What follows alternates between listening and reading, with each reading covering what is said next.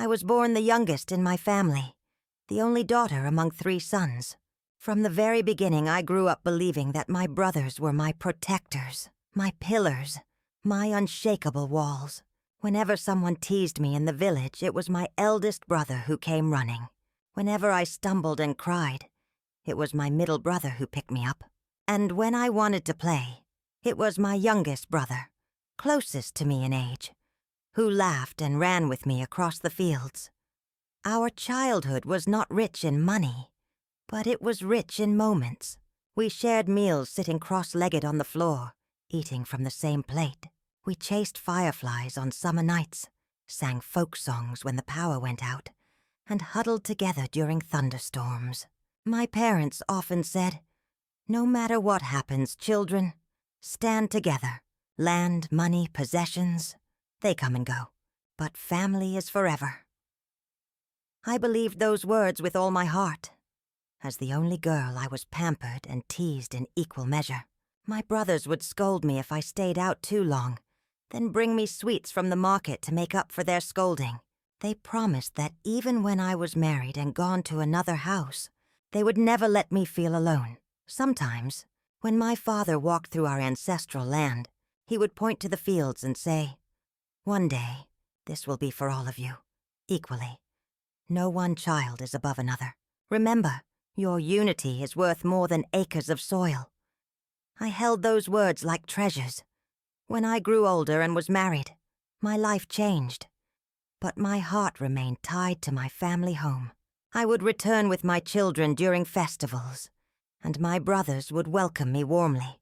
We would sit together in the courtyard, laughing, recalling old stories, sharing food like the days of childhood. I never doubted their love. When our parents passed away, grief bound us closer.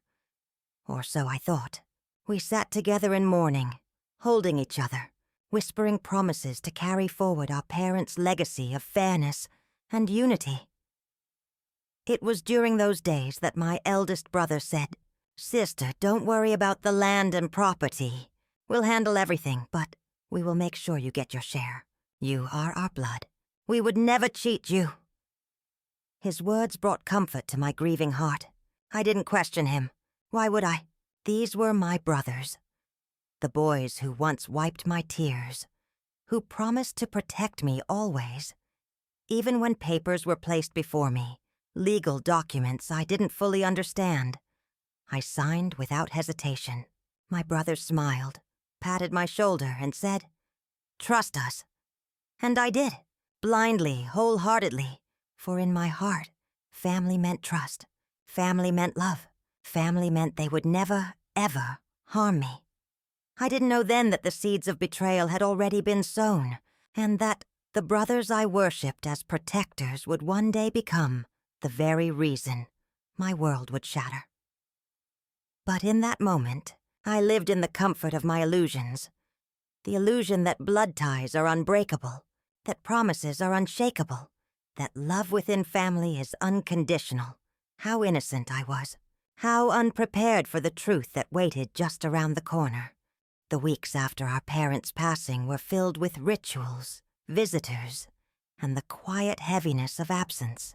The house felt empty without the steady voice of my father or the soft humming of my mother in the kitchen. My brothers and I sat together late into the nights, speaking of childhood memories and the love our parents had left behind. It was in those nights that the talk of inheritance began.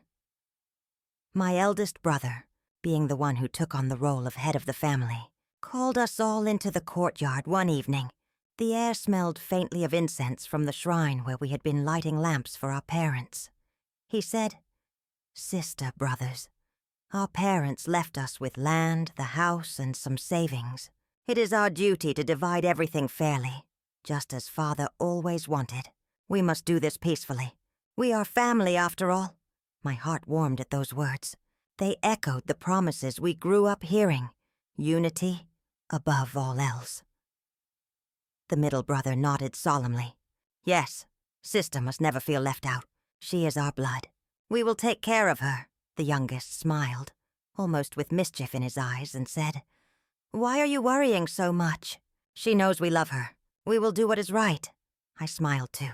Their words reassured me, and in that reassurance, I let down my guard. I did not push for details.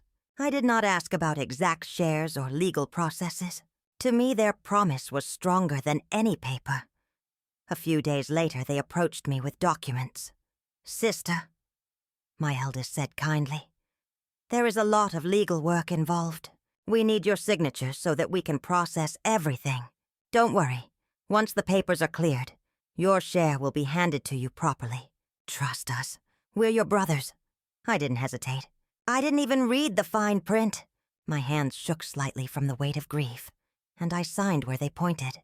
I remember my middle brother gently holding my wrist and saying, "Don't burden your heart with these things. We'll carry it for you." I believed him. Days turned into weeks, and soon into months. Nothing was said about my share. At first, I didn't mind. I had my own small home with my husband, and though money was not abundant, we managed. What mattered to me was not wealth, but the bond of family. But whispers began to reach me. An old neighbor came to visit one afternoon. As we sat drinking tea, she said carefully, "I hear your brothers are dividing the land among themselves. They say you gave up your rights?" I laughed softly, dismissing her words. "That's not possible. My brothers promised me. They would never cheat me."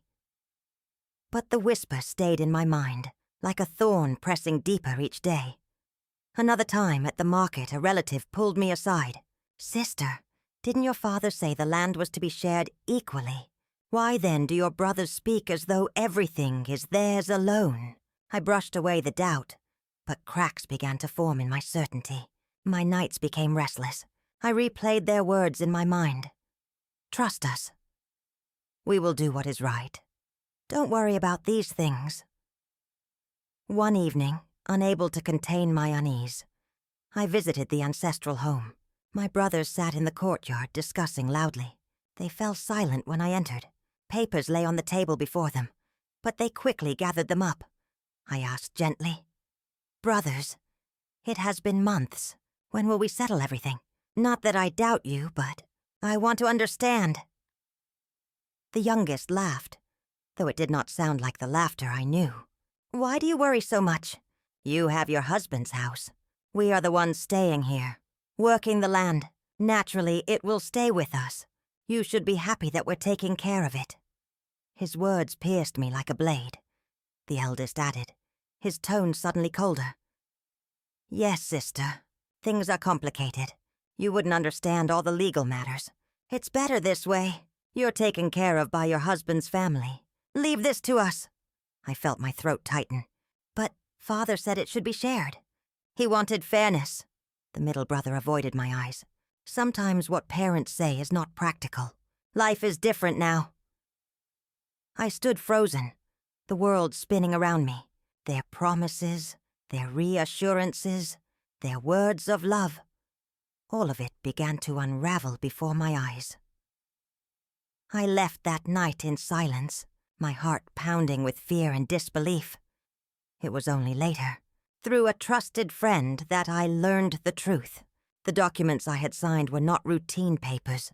They were deeds, transfers of my rights, my inheritance, my share of my parents' legacy, all handed over to my brothers. And with my own hand, blinded by trust, I had given it all away. The morning I learned the full truth, I felt as though the ground beneath my feet had crumbled.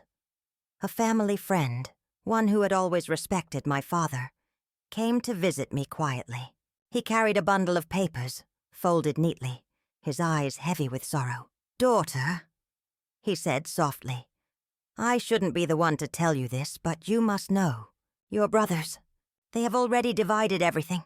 The land, the house, even your mother's jewelry. These documents, they are registered now. Your name is gone. You have nothing left in the records."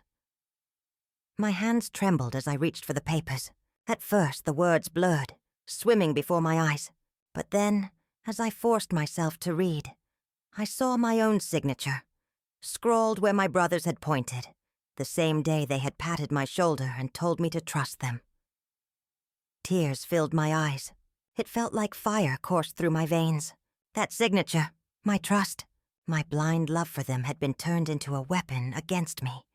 I could still hear my father's voice, echoing in memory. One day, this will be for all of you, equally. No one child is above another. His words seemed to mock me now, for the reality was the opposite. That night, I couldn't sleep. I stared at the ceiling, my mind replaying every smile, every embrace, every word of reassurance my brothers had given me. How could they? How could the same boys who once wiped my tears, who once promised to protect me, turn into men who stripped me of my dignity? The next day, I gathered courage and went to confront them. When I entered the ancestral home, the courtyard no longer felt like mine. My brothers sat comfortably, their wives nearby, discussing crops and business. They looked at me not as a sister, but as an intruder. "Brothers," I began, my voice shaking. "Is it true? Did you take everything? Did you use my trust against me?" The youngest smirked. "Sister, why are you speaking like this? You signed the papers yourself. Nobody forced you." The eldest leaned back, his tone stern, almost scolding. "Yes, sister. You gave it willingly. You should not regret now. It's not becoming of you to accuse us." Tears welled in my eyes. "But you promised. You swore on father's memory. You said you would never cheat me." The middle brother finally spoke, his voice flat. "Sometimes promises are words of comfort. You don't need this land. You have your husband's home. Why fight us? Let us keep what we can manage. It is better this way." I felt my knees weaken. The betrayal was not only in the act, but in the coldness with which they dismissed me. I was no longer their sister in that moment. I was merely an obstacle. I left without another word, but my silence was not strength. It was the silence of a heart breaking. At home, my husband tried to console me. "Land, property, wealth, these things come and go. Don't let them poison your soul." But how could I not? It was not the land itself I mourned. It was the betrayal, the injustice, the way my own blood had turned against me, the fields where I once played barefoot, the house where my mother sang lullabies, the courtyard where my father blessed us. Every memory was now in the hands of those who had deceived me. The world around me seemed smaller after that. Relatives whispered. Neighbors pitied me. Some said I should have known better. Others said, "Brothers are like that these days. Greed blinds even blood." But no matter what they said, the wound was mine to carry. At night, I cried quietly, pressing my hand against my chest as if to hold my heart together. There were moments I thought I would break completely, moments when despair whispered that I was nothing, that I had lost not just land, but identity, belonging, worth. Yet deep inside, a small voice, perhaps my mother's, perhaps my own, whispered back, "Strength is not in what you inherit, but in what you create." I didn't yet know what I would do, or how I would survive this betrayal. But I knew one thing. I would not let my story end here as the sister left with nothing. Not yet. The days that followed were the darkest I had ever known. Everywhere I went, I carried the heavy weight of shame, not just for losing the land and house, but for being fooled so easily, for trusting too much, for believing that promises and blood ties could never break. When I walked through the village, I could feel the whispers trailing behind me like shadows. There goes the sister they tricked. Poor woman, left with nothing. If only she had fought harder, asked questions. Each murmur pierced me deeper. My cheeks burned with humiliation, my heart aching not just from what I had lost, but from the way people now looked at me. With pity. I didn't want pity. I wanted justice. I wanted my family back. But justice did not come, and my family was gone. At night, I would sit awake in silence while my husband and children slept. I would stare at the flickering lamp and think of my parents. I would see my father's weathered hands pointing to the fields, hear his voice, promising fairness. I would see my mother's gentle eyes, always reminding us to stand together. Had I failed them? Had I dishonored their memory by allowing myself to be tricked? One evening I returned to the ancestral house hoping for reconciliation, hoping that perhaps in the cool of the night, my brothers' hearts would soften. I stood outside the courtyard listening. They were laughing, loud, carefree laughter, as if nothing had happened. I walked in quietly. The laughter stopped. "Sister," the eldest said, his tone annoyed. "Why are you here again?" I just wanted to sit in the courtyard for a while," I whispered. "This is where we all grew up. It still feels like home," the youngest scoffed. "This isn't your home anymore. You signed it away. Please don't come here and create drama." His words struck me like a slap. I looked at their faces. Men I had once adored, trusted, leaned on. There was no trace of brotherhood left. Only greed, only ownership.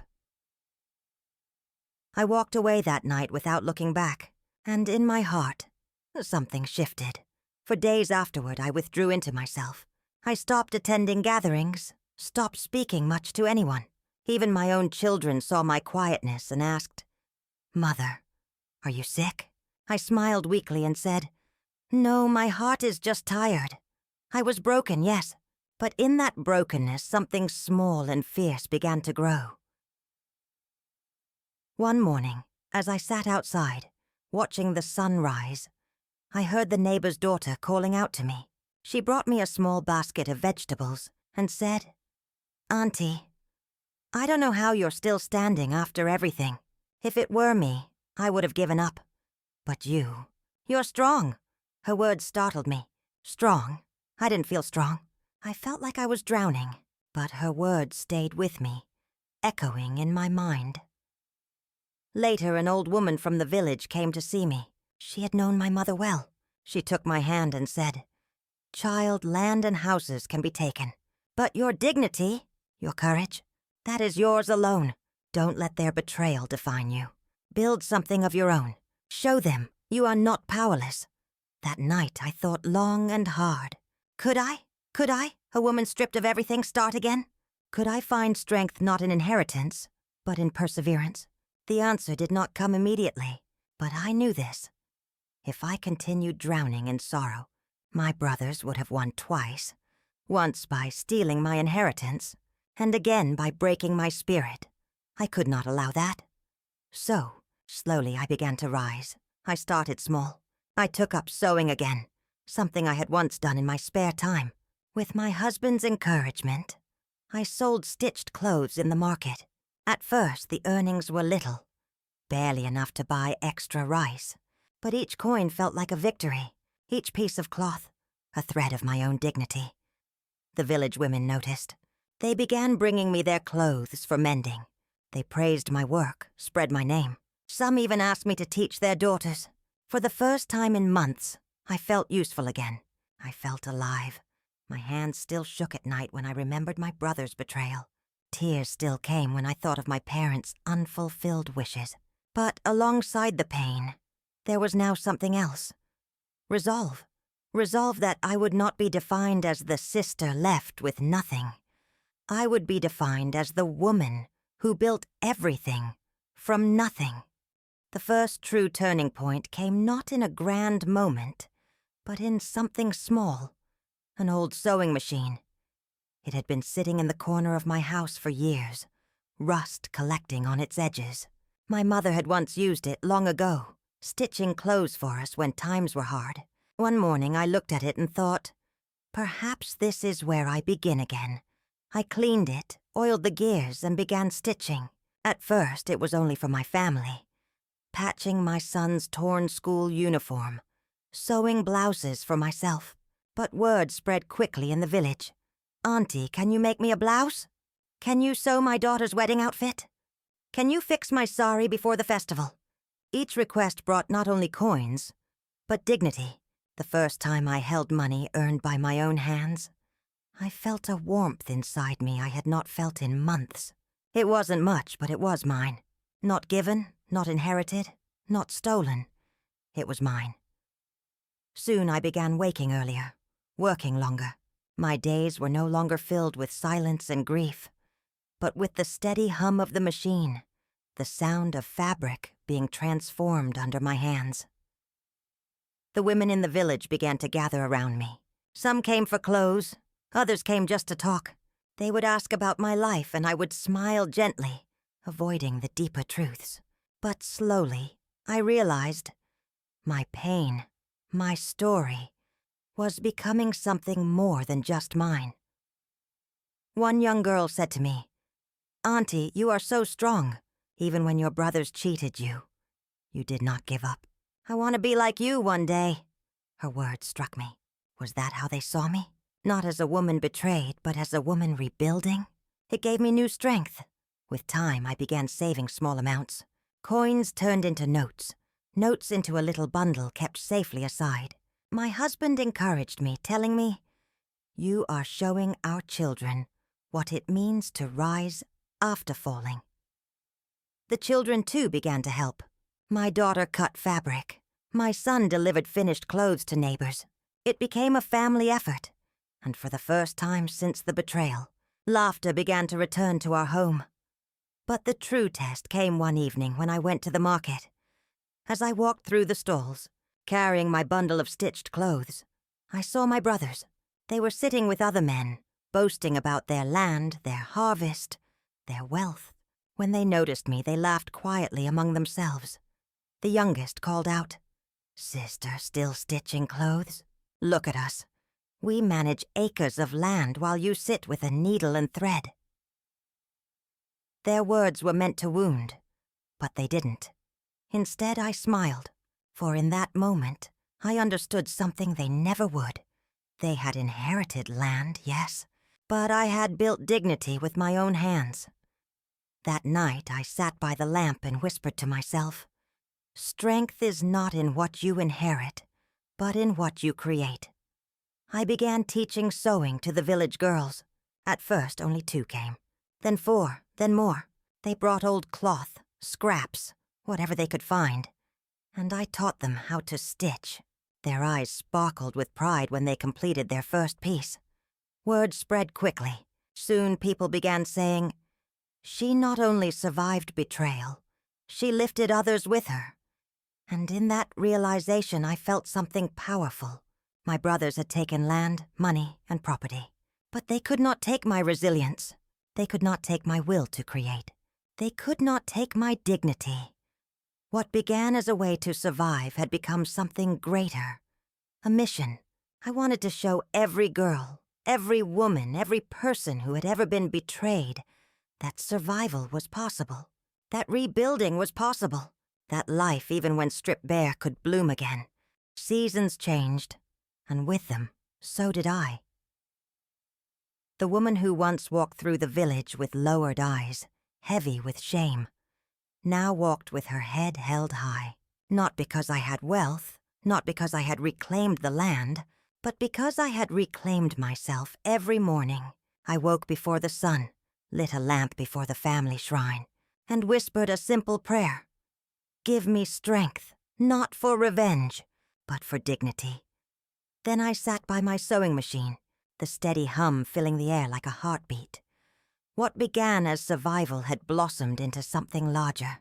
Girls from nearby villages began to come too, eager to learn. Some were daughters of poor farmers who could not afford new clothes.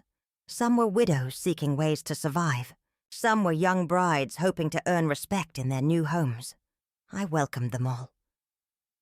In my courtyard, I placed mats on the ground and together we stitched, talked, laughed, and learned. It wasn't just about sewing. It was about healing. Many of these women carried wounds of their own. Neglect, betrayal, poverty. As they worked with their hands, they shared their hearts. I listened. I encouraged. I reminded them, what you create is yours. No one can take it away. Slowly, people began to notice the change. The same villagers who once whispered about my betrayal now spoke with admiration. She turned her pain into strength. She has become an example for all of us. She shows what a woman can do when she refuses to break. The respect of the community was worth more to me than land or money. One day, a local school teacher visited me. She said, "We have young girls in our classes who are about to leave school. They need skills. Would you teach them? We can arrange a small program. My heart swelled. Me. A woman once cast aside, now being asked to teach the young. I agreed without hesitation. Soon my small sewing lessons became an organized training. I did not charge much, only enough to keep my home running. But the joy of watching young girls leave with confidence, with skills in their hands, was priceless. I realized then that my brother's betrayal, though cruel, had pushed me onto a path I never would have chosen. Had they given me my share of the land, perhaps I would have lived quietly, tending fields. But because they stripped me of everything, I discovered a strength I never knew I had. Yet, life is never without tests. One day, during a festival, I crossed paths with my brothers again. They stood proudly in front of their decorated homes, their wives adorned with gold. When they saw me, their smiles were smug. The eldest said, "Sister, still with your sewing machine?" I looked at him calmly and replied, "Yes, and with it, I have stitched not just clothes, but lives. Tell me, with all your land and money, how many lives have you mended?" For the first time, their faces faltered. They had wealth, but I had respect. They had property, but I had purpose. That night, as I lay in bed, I realized something profound. Revenge had never been necessary. My greatest triumph was not in taking back what was stolen, but in proving that betrayal could not destroy me. I had risen, not despite losing everything, but because of it. And in that truth, I found peace. Years passed, and the sting of betrayal slowly turned into a scar, still visible, but no longer bleeding. My children grew, my students flourished, and my small courtyard became a place of gathering, learning, and hope. The hum of sewing machines, once just mine alone, was now multiplied by many. The sound was no longer survival. It was life. Sometimes when I sat in the evening, watching the sun dip behind the fields that once belonged to my family, I felt a wave of sadness. Yes, there were moments I still missed walking barefoot on that soil, hearing my father's voice echo across the land. But instead of bitterness, I felt gratitude. Gratitude that my parents had left me not just property, but values, perseverance, faith, and dignity. One day, a group of young girls who had trained under me came to visit. They brought me a shawl they had stitched together, each one adding her thread, her design, her effort. When they draped it around my shoulders, one of them said, "Auntie, this is our gift to you. You gave us more than skills. You gave us courage." Tears filled my eyes as I touched the fabric. It was worth more than any inheritance, more than gold, more than land. This was my true legacy. The lives I had touched, the hope I had inspired. News of my work spread slowly beyond the village. Once a journalist came and asked me to share my story. She asked, "How did you survive when your own brothers took everything?" I smiled softly and replied, "They took what was in my hands, but they could not take what was in my heart. Strength is not in what you inherit, but in what you create. I built my life with my own hands, and that can never be stolen." The article was published, and soon I received letters from strangers, women who had faced betrayal, abandonment, loss. They wrote, "Your story gave me courage. If you can rise, so can I." In that moment I realized my pain had not been wasted. It had become a light for others. As for my brothers, life took its own course. Their wealth brought them comfort, but not peace. They quarreled among themselves over boundaries, profits, and pride. The very land they had stolen became a source of division. Sometimes I heard of their disputes, and a part of me ached for the boys they once were, the brothers who once swore they would protect me. But I did not hate them anymore. Hatred is its own prison, and I had already lived in darkness long enough. Instead, I chose forgiveness, not because they deserved it, but because I deserved peace. In forgiving them, I set myself free. When young people come to me for advice, I tell them, do not measure your worth by what is given to you. Measure it by what you build, what you endure, and what you pass on to others. Wealth fades, land can be stolen, but dignity will outlive you. When I look back, I see a journey of pain, yes, but also of transformation. Betrayal tried to break me, but it made me unbreakable. Loss tried to define me, but it led me to redefine myself. My brothers left me with nothing. Yet from nothing, I created everything. And so, I leave this story behind, not as a tale of despair, but as a testimony of resilience. For strength is not in what you inherit. Strength is in what you create, and that no one can ever take away.